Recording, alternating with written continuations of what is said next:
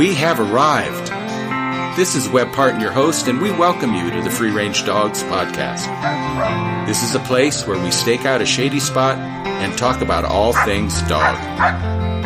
Find yourself a soft piece of grass, spin a few circles, plop down, rest your feet, and join us in this joyful conversation.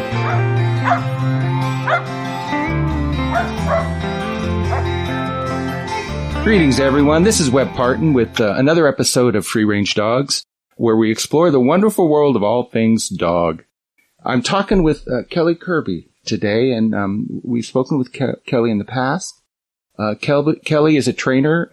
His outfit's called LunaRita Outfitters. He's also an outfitter, specializing in bird dog hunts for quail here in southern Arizona. And I train at Kelly's from time to time doing aversion work for him, with him. And we had looked at maybe thinking about a new way to do bird introductions. And I thought it might make a pretty good conversation. It's sort of a deep dive in training, but you can kind of listen in on the way two experienced trainers' minds work. And so with that, let me bring Kelly in. Kelly, good morning. How are you today? Good morning, Webb. I'm great. We had talked about doing this. Let me bring our listeners up to speed. Normally, when I do an aversion class at Kelly's, there's a group of dogs there, and each dog has a handler, their owner, with them, or the majority of them do. And so much of my work is directed at the people that are there and bringing the dogs on board so I can deal with the people that are there. But we did a class here a while back where it was a small group, and there were 4 young puppies. There was one 5th dog, another young puppy that an owner had brought in. He'd wanted to see on snake again. But that was sort of independent of what we were doing. We were working with 4 dogs. There was 2 Brits, a pointing lab, and an Irish setter, a red setter. And dogs ranged from, 6 months to 8 months old? Correct? Correct. Yeah, it's in that range. Okay. And that's sort of a nebulous time for a young dog, and that's when you're making all kinds of introductions. And the one male Brit that was there, he was a 6-month-old, and his name was Max, and he was a little bit cautious. Didn't quite know how to deal with me, didn't quite want me touching him. He made a couple lunges, kind of bumped me with his teeth, just saying, I don't think I like you being around me. So I had to spend maybe 15 minutes with him, just sort of showing him my back and coming in sideways and touching him calmly and calming him down and getting him to where I could work with him. The other 3 were right there, happy-go-lucky. And there were 4 different dogs at a particular sort of a stage. And these were new dogs that had come to you, and they were going to begin the program. And so you were faced with beginning your bird introductions and working with them. One of the dogs, a pointing lab, of course, that's always a little bit suspect, because you don't know the genetics. The labs have a certain genetics, and all of a sudden they're calling them pointing labs. And so something happened, something bred in, someone was tinkering somewhere. But the way the dog presented was female, and she used her nose like a lab. So she wasn't hunting like the bird dogs that were there. And she was a little confused. And when we brought her in on the snake, she was a little confused, and didn't quite know how to follow it, those sorts of things. The 2 Brits were Johnny on the spot, and the red setter was a pretty classy dog. A classic bird dog breed. Use her air, use nose well. So that's sort of where we begin. And I wanted to talk a bit about how we could facilitate making these introductions, because what you found is that after we did the work with the pointing lab and you put that dog on birds for the next training session, her nose was different. Is that a fair characterization? 100%. Okay. And it was interesting to see. So that was those pups had been here for a week. All of them were clean slates when I got them. So no prior training, no prior bird introduction. So I did what I normally do for a bird introduction and started with gun introduction and started scent work the week prior. And then you came in on Tuesday of their second week here, and we did the aversion work. And correct, prior to that, they had been using their nose. They had been finding birds, some better than others. And the pointing lab was on the lowest end of use of nose. And, like you said, similar kind of bounding and hunting like a lab and wanting to track a little more and really wasn't opening up and focusing that nose prior to the aversion work. Yeah. Well, let me again help our listeners a little bit because when I make introductions during an aversion class, I am literally bringing a dog in on a very different thing. I'm putting a rattlesnake on the ground, and I need them to smell it. And I need them to know what it is. I need them, in a cursory way, they need to see the movement pattern. They need to hear a sound, the sound of snake buzzing. But that's really not what's important. What's important is the scent. We need these dogs to smell that snake. And, scent introductions is so difficult because you really don't know. You don't know what the dog's getting. And I know in the old days when we would introduce birds to dogs, it was done in kind of a haphazard way.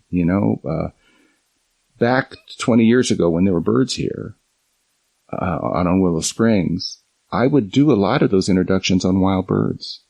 So I could take the dogs out and I could work them on wild coveys and I could wait for their nose to turn on. And typically I would do it with an older, experienced dog and let that dog go in and find the covey and get him pointed or get him broke up, and then turn that youngster in to sort of pick up the pieces and try and figure out what happened.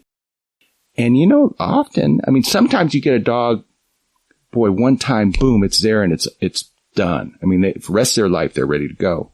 Sometimes they come in, they get a little confused. They don't know what happened. They were a little bit scared because there was an explosion and then this big dog ran off and, they got pieces of it, but they didn't get all of it. And so we really weren't controlling those introductions. We were sort of casting them to the wind and waiting for them to sort of sort it out. And has that, in your early experience, is that how you made your introductions as well? If you have that availability, typically for training, we have dogs for clients. We have a time frame. We have to get some things accomplished. I always talk about, I like to let dogs learn at their own pace, but there's also a crunch on trying to get things done. So the two biggest things I'm cautious of is the bird introduction and gun introduction. Mm-hmm. If you got a really young pup and it gets, it gets into a bird, especially a pigeon, a training pigeon, and it gets clawed, it gets flogged, it gets pecked, and you may end up with a puppy that is bird shy. Mm-hmm. And, that's a nail in the coffin, to a young pup. So I cautiously introduce. I usually, when I'm doing a training session to introduce puppies, I bring out birds in a cage, a wire cage that is safe. The dogs can't get to the bird, bird can't get to the dog. I let them come in at their own pace, see it, smell it. And what I want to see is that drive unlock and where they're actually pouncing and pushing on this cage to try to get to these birds. They want them, badly. So I'm basically trying to amp up their prey drive. And then I let them see some fly from a distance and then let them smell them as I think we talked about it where you have them on the chain gang or on a string and, you kind of fly a few birds by and let them see them, smell them as they come by. And I'm also cautious because using the bird releases, I like them to see them at a distance, so it doesn't, alarm them. So that's typically how I do introductions to birds. And once they're pretty gamey on that, then I'll start using a throw a bird for them and let them actually have contact with it. Once I see that they're bold enough. So that's typically how I do bird introductions if I don't have the availability of wild birds to work on with a pup. Mm-hmm. But that's sort of the newer way to do it when you're in an area, you need birds, and then I'll transition over to pen raised game birds later. But that's usually the bird introduction. And then after they get through that and we get the gun conditioning done, then we start scent work. So we're basically using that to advance over to start scenting, as soon as we can, but we're always looking for ways to improve that efficiency. Because like you said, some dogs are slower than others. Some are a little more timid than others. Mm-hmm. So finding ways as a trainer to unlock those genetic behaviors and instincts, more efficiently, and finding a way to apply the techniques. And I think we're onto something. Right. Now, for me, when I had customer dogs here, when I was training, and you're just 1,000% right, because you're spending someone else's money when you're training their dog. And I was always conscious of giving my folks, the best value I could, get their dog trained out properly, but in a reasonable amount of time. I would, when a dog had come here, for maybe the first week, just sort of bonding them in, I might take them out, just watch them run, and during that time I might fly pigeons, homers, just fly pigeons for them, just fly away birds. But then we'd come in and we'd do yard work, and that yard work was, woe training, and everything stemmed from that. So that geography of that woe post was where we began. And then on that woe post, once they were woeing properly, then I'd start rolling in bird introductions, just put a bird on the ground, or have a helper at a distance fly a bird initially, and then bring the bird in and bring the dog around so that they're on that circular motion of that woe post. And again, for our listeners, woe post is just a piece of pipe in the ground sticking up like a volleyball net, a volleyball game. And steel hoop drops over that, and a rope is clipped to it on one end, clipped to the dog on the other, so you can control how far away from the dog you want them to be from the woe post. And then I'd use typically a pinch collar, a leather Jasco style pinch collar, and put that on the dog. And I would make those woe introductions. I would then clip to that, and I'd be on the outside of the circle. So imagine a big clock with the woe post in the center, the dog, where the arms of the points of the clock are pointing time, and then me on the outside of that, on the outside of the clock face, walking around with a rope hanging onto the dog. And so I would begin introductions there. And during that process, all the dogs would be on a chain gang. So you got that drive, that enthusiasm. If you had a dog that was a little bit cautious, and, of course, when you're training folks for dogs, you don't know what's coming, and you don't know what shape they're in, and often something bad happened, and you see, gun shy, bird shy, man shy, the trifecta. And so you're trying to bring everyone up to the same level. And you have dogs that are cautious and concerned, and they're on that chain gang, and there are all these dogs around them bouncing, going crazy because I'm flying birds, away at a distance. That tends to bowl them up.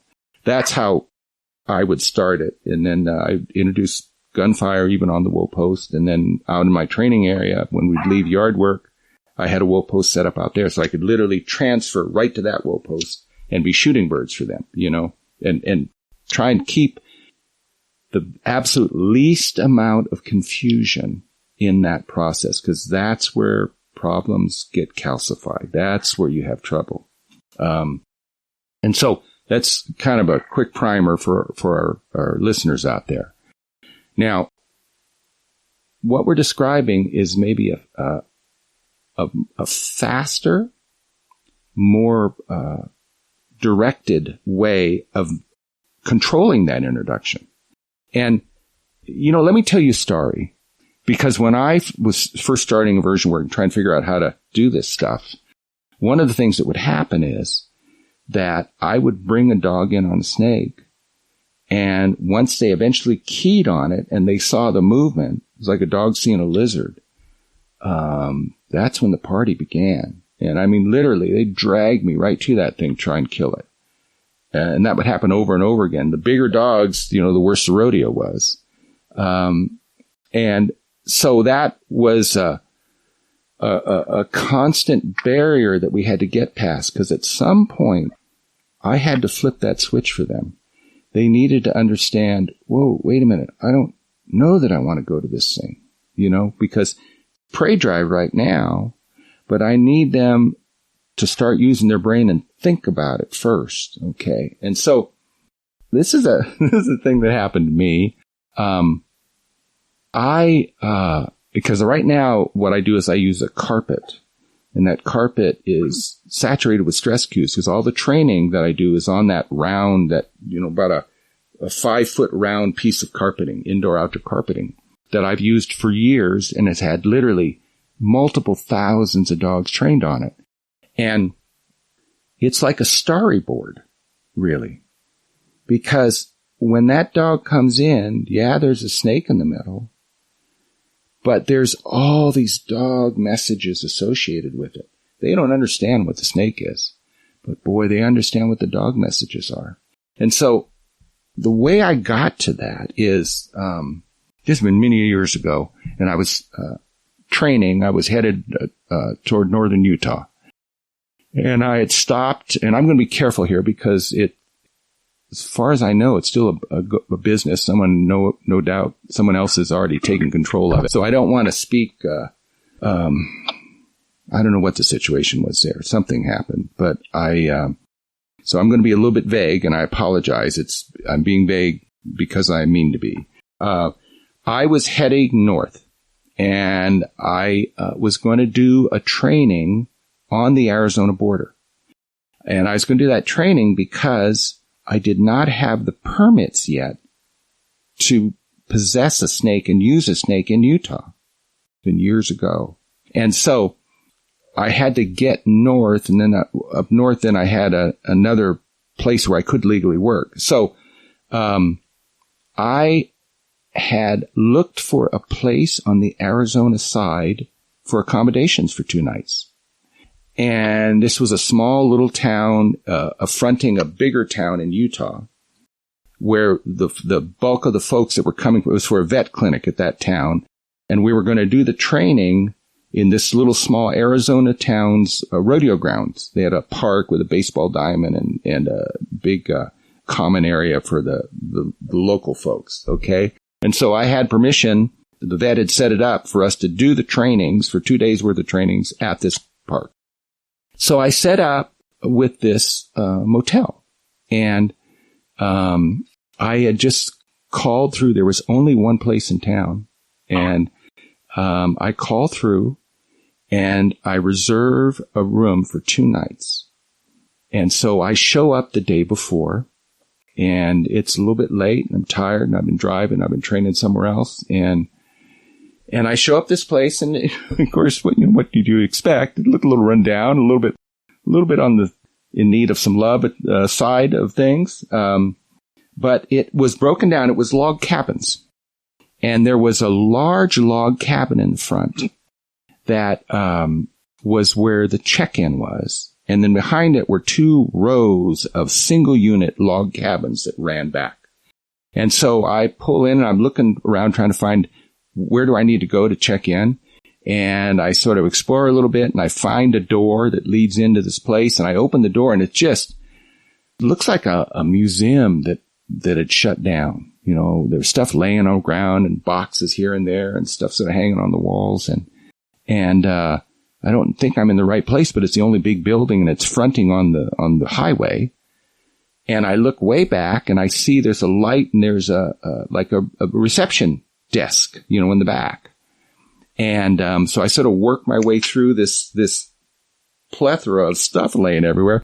And I get back, and I can see a woman, an older woman, behind this counter. And so I introduce myself. I say, "Hey, how are you? I'm Webb. I've got room reserved for 2 nights." And her affect was different, and my mother-in-law had struggled with, at the end of her life, with cognitive issues. And so I was sort of sensitive to that, because I could see that the woman looked a little confused and lost. She just had that look, and she looks at me, and like she notices me for the first time. And I repeat, "Yes, I'm Webb, and I have a room, reserved." And she goes, "Oh," she says, "we have no rooms." And excuse me? And she says, no, we have no room. There aren't rooms here. You know, I mean, that's sort of that lilting kind of lost, confused sort of sound, you know? And I knew what was happening because we'd been living with it for a period of time. And so I'm sort of lost for words.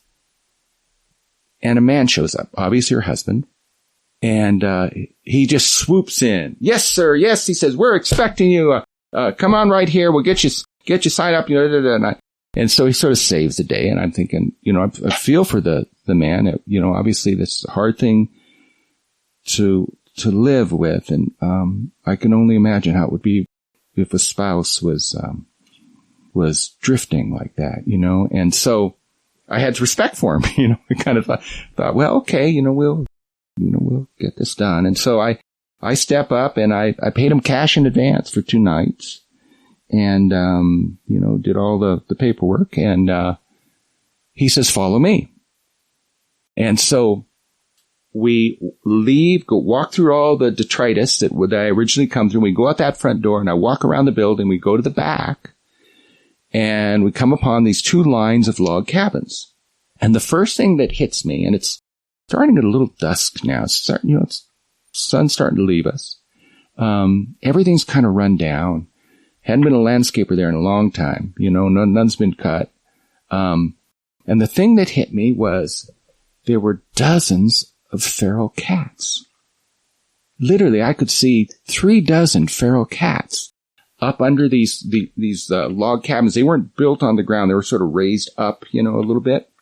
Probably stuff that had been built somewhere else and moved on and set down on cement block. And I'm looking around and he's just, you know, force of nature. He's just moving forward and he's headed down this line of log cabins. And, getting kind of a queasy feeling about the whole thing. And I'm going through and I'm looking at all these cats and I'm wondering what the heck are they living on, you know? And he goes about halfway down this line and he turns, he steps up on this little flat porch thing that stuck out from this log cabin. And he had the key, and the key was that old style, you know, with the hard plastic, thing that attached to it. And it was a lock, you know, you push the key in and you turn it.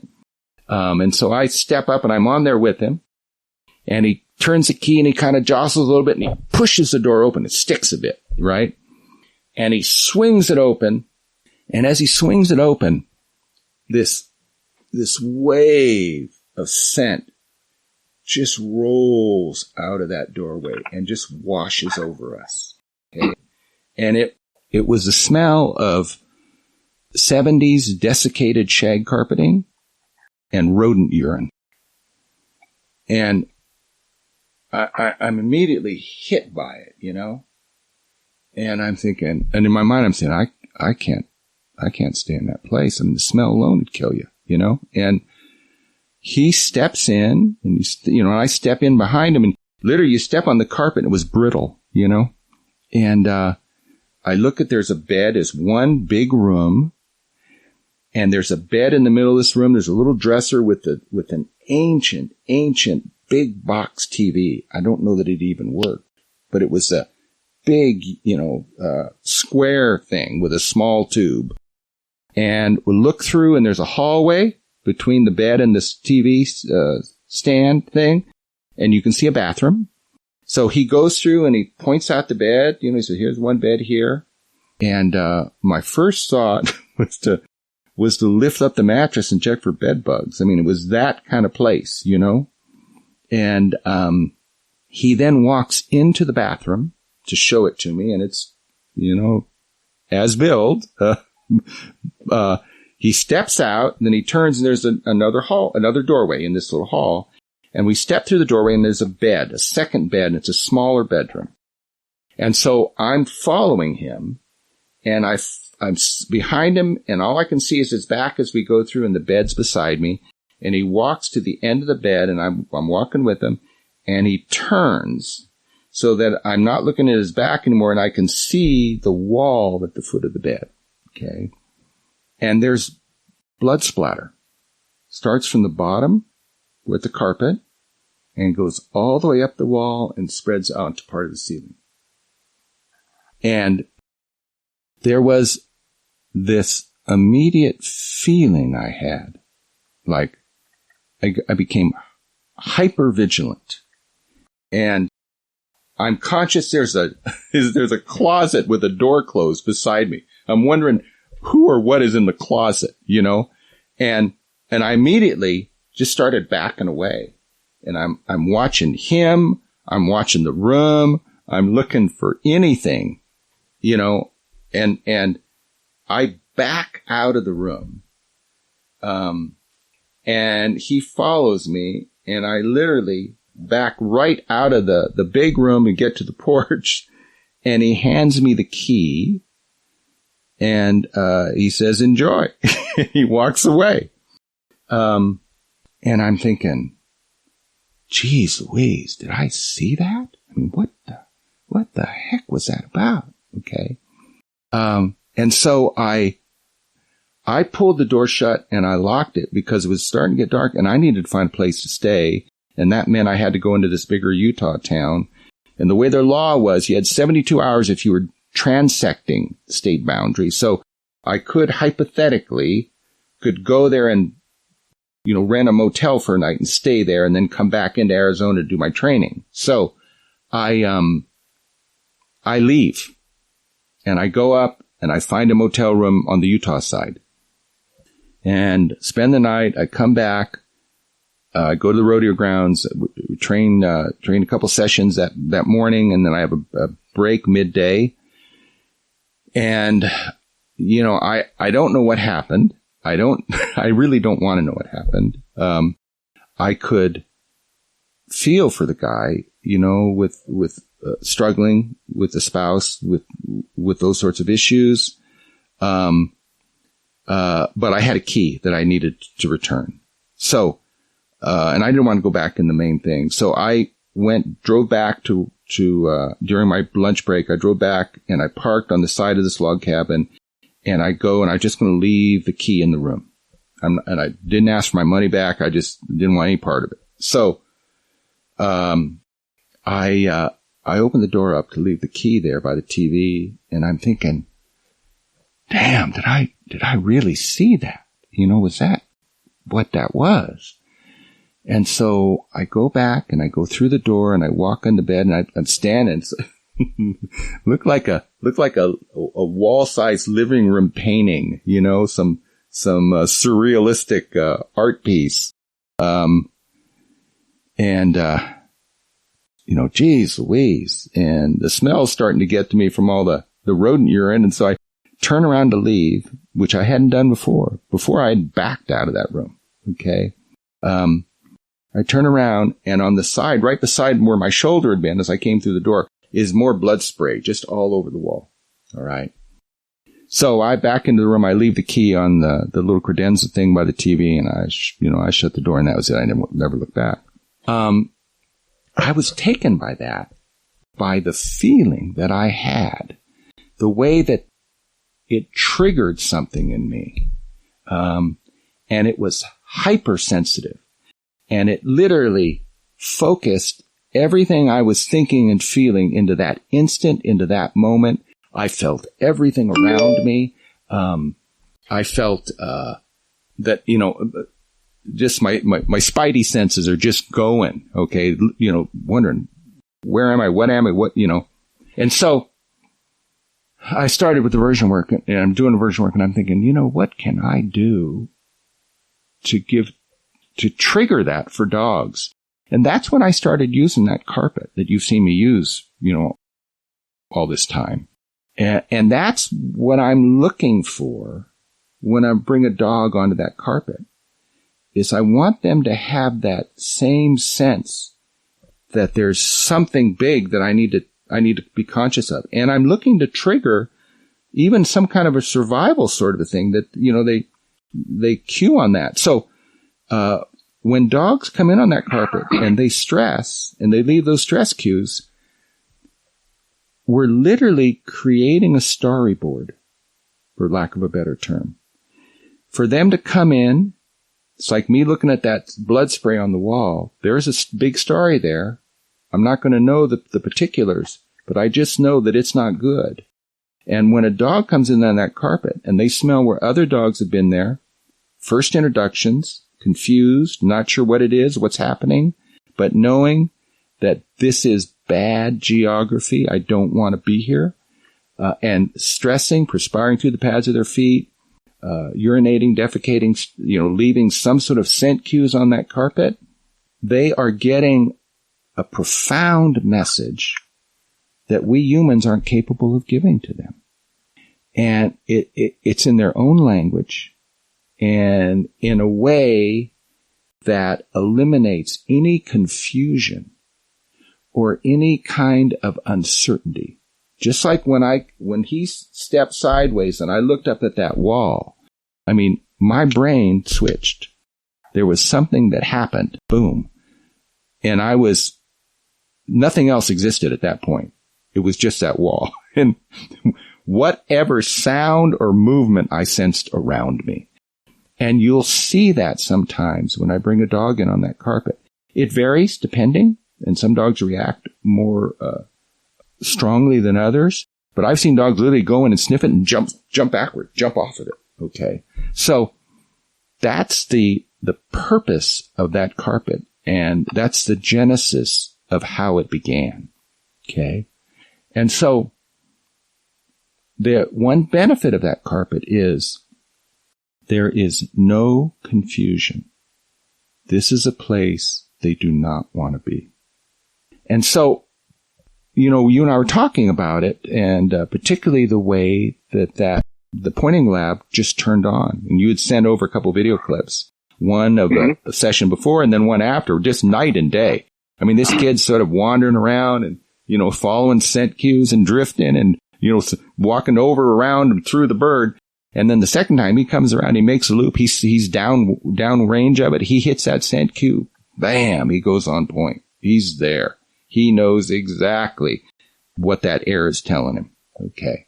And so obviously he got something from that snake training. Something turned on. And no doubt it was some sort of a survival kind of he went in, he was getting messages from other dogs. But what if, rather than a negative, if we use that carpet as a positive? Again, a way to eliminate confusion, to make as thorough and clean an introduction, as controlled an introduction, so that we eliminate the most possible confusion and problems that would be generated because of that confusion.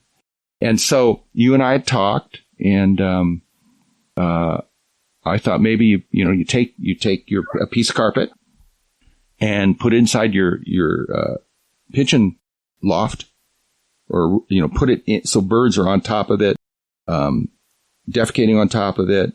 We were loafing, resting, moving, saturate it with bird scent. Okay. And then take that carpet and move it into the field with older, confident, experienced dogs and shoot some birds for them, or give them some birds on that carpet. Again, expand that storyboard. So we told a story about pigeons and all the scent that's there. And then there's part of that story is dogs with pigeons, and that enthusiasm, that drive that they experience when they've got a bird in their mouth and they're happy about it and they're rolling and, everything's good. And that kind of brings us up to speed, because that's where we began. And then I thought one more thing that would help, and we had talked about it on the phone, because, people, dogs, learn in different ways. Some are visual learners, some are auditory learners, some learn by doing a thing as opposed to watching someone else do it. And we all have different ratios in terms of that learning continuum, but we want to cover as many bases as we can. Now, the other thing I use is sound when I'm training, and I do that before I introduce a carpet, because I want those dogs to wonder what is on that carpet, what's making those sounds. And I want them to come in with their nose working. I want them to approach it already smelling because they want to know what generated those sounds. Okay. And for aversion work, I use coyote ki-eyes, which is a coyote pain vocalization. Then I switch up to wolf growls, which is a primal sort of a thing. It's blood splatter on the wall for our dogs. And they have that same reaction. They hear wolf sounds, they get real hinky. And then I calm them. I bring them back a little bit by just playing puppy sounds, puppies chirping, litter baby puppies. But all of them combine to make those dogs exceedingly curious about what's on that carpet. Okay. And so I thought that maybe the one other thing that you might want to roll into that mix is an auditory cue. And I would use a bird distress cry, a thing that drives a dog nuts, and it's a primal thing, and they hear that distress cry, and they come looking for it because they expect that there's something there that they need to find, and they know that because their prey drive has been kicked, you know? And that would mean then that when they come in, they have that sound, they come in to find it, they find a very positive storyboard.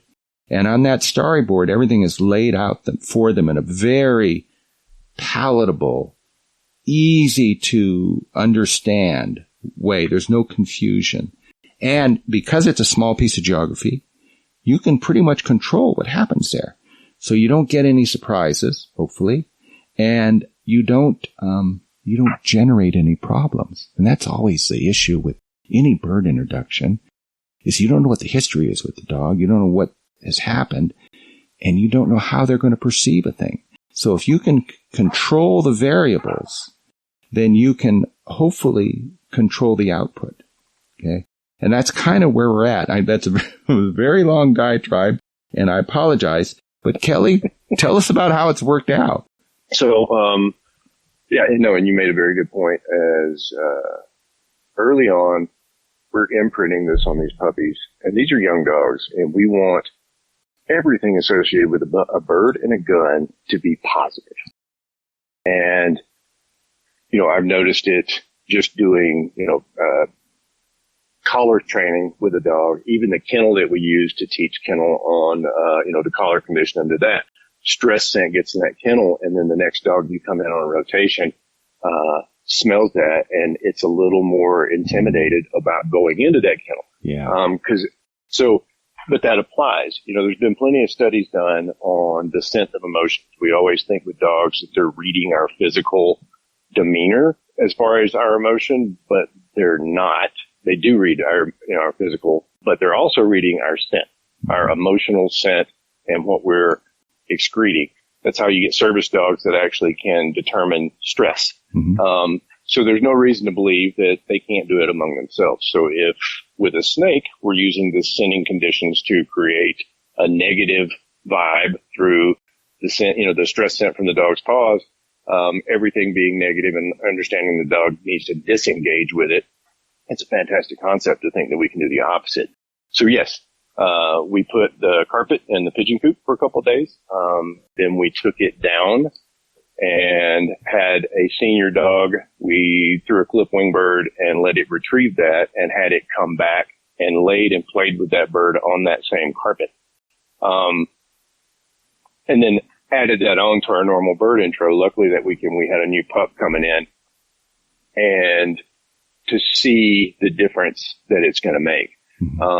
Obviously it's a small number, but I think it's something we can advance on. But now seeing from the snake aversion side of it, I think just using that scent, using the stress scent, was unlocking that dog's natural drives as far as using its nose for whatever reason, whether positive or negative.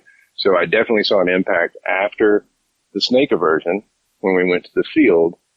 All of these dogs, the pointing lab, she specifically showed the most increase, but all of them increased their use of nose. There's so many things that affect scent when we're training in the field. But as a trainer, guide, outfitter, it, you kind of know the wind, you can feel the humidity, you know what's going on out there. So you kind of know the environmental conditions that are changing scent. And I had pretty identical scent conditions, from the training prior to the training after that, and did see a pretty significant increase in the use of nose in all of those dogs after them figuring out how to unlock their nose, through all these stress centers and everything else. So we're going to apply this in the future to any new pups we have come in, and hopefully we get a little bit broader of a spectrum of the study group. But so far, I'm seeing positive impact. Well, it's kind of exciting. You know, I'm no longer training, and you are. So I enjoy hearing how things worked. And it's really exciting to be able to experiment with different stuff. And I wish I was, 20 years younger and could be alongside you doing that. But it's so fascinating working with dogs because they're such interesting creatures. I mean, and to be able to help them, to be able to facilitate that, because once that turns on for them, it's, happy days, it's joy, and to be able to get a dog a clean introduction on birds really sets them up for life. So we are dealing with a pretty small select group. But as you go, I look forward to hearing how it works out, and try the sound too. I think you might, it gives you're going to get, 100% as opposed to a lesser figure, Yes. Yeah. And, that's my next step is to add that in, and we discussed that, and, unlocking and basically getting that prey drive association, and then adding positive scent cues with all of it prior to introducing that dog to birds.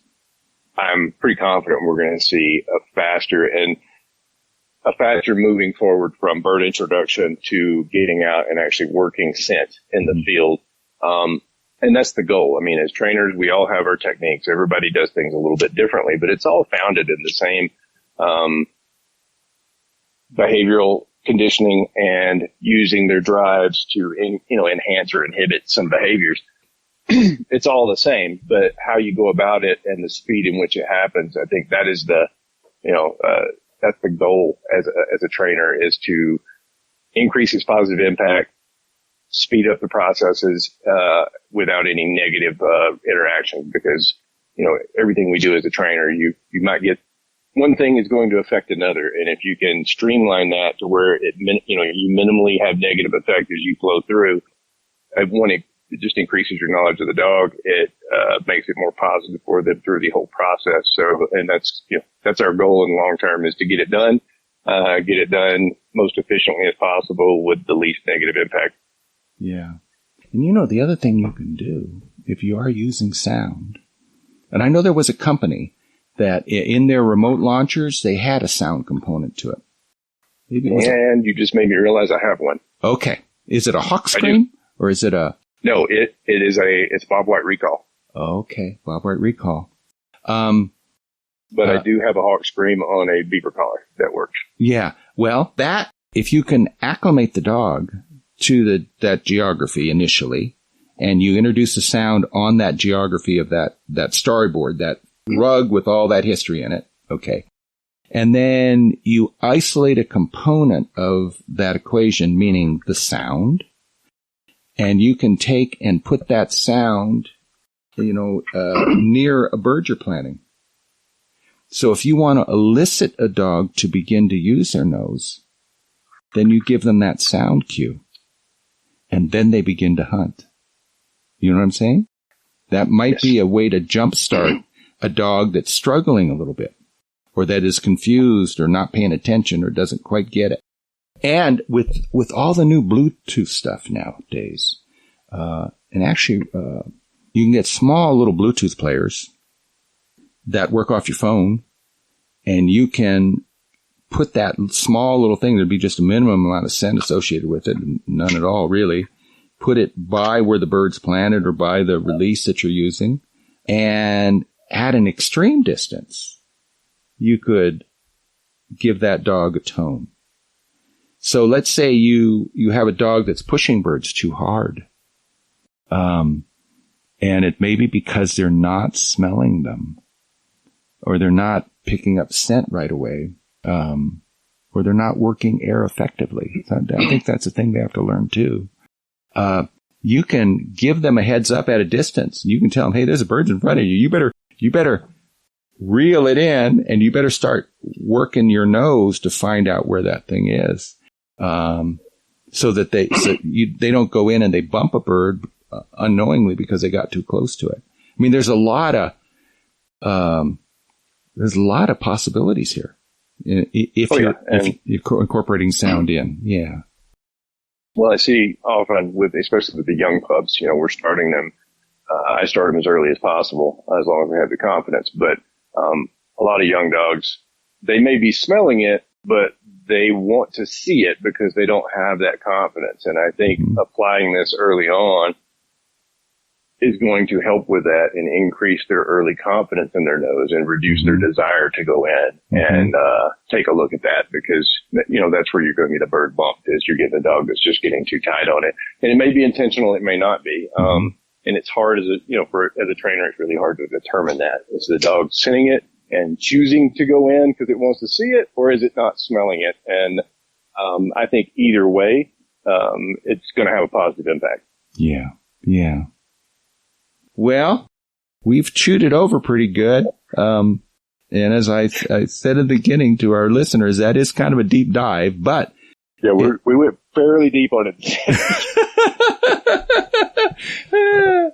Well, Kelly, I appreciate your time this morning. And, as always, you're a scholar and a gentleman.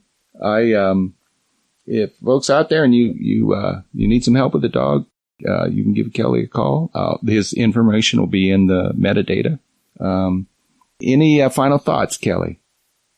No, I think anything we do as trainers, whether it be professional or you're just training your own dog, just keep learning. I mean, I've been doing it for years. You've been doing it forever, and we're still learning new concepts and learning how to better apply them. So, just keep pushing forward and find new and better ways. And I can't thank you enough for having me on again. I greatly appreciate it. All right. Well, with that, we're at that time again. Say goodbye to our listeners out there. I want to thank you for tuning in. We appreciate you coming and spending some time with us. If you do enjoy this, please do hit the subscribe button. It does help us. And also check the website. There's a lot of stuff on there, a lot of info. I'm just a phone call away or a click away. So if you do want to connect, do let me know. Thanks for your support. And I'm wishing you a wonderful day, and go out there and have fun with your dogs. Take care. Goodbye, folks. If you like this episode, I invite you to visit our website, freerangedogs.com. It's where you can find the stuff you need to live the free-range dog lifestyle. I want to help you with that. Book a consultation call or an in-person training, attend one of our ongoing events, or join our online membership program. We got it all on freerangedogs.com. All right, it's time to head back to the truck and the water bucket for the thirsty dogs. This is Webb Parton signing off, wishing you the boundless joy that comes when you share the outdoors with your best friend.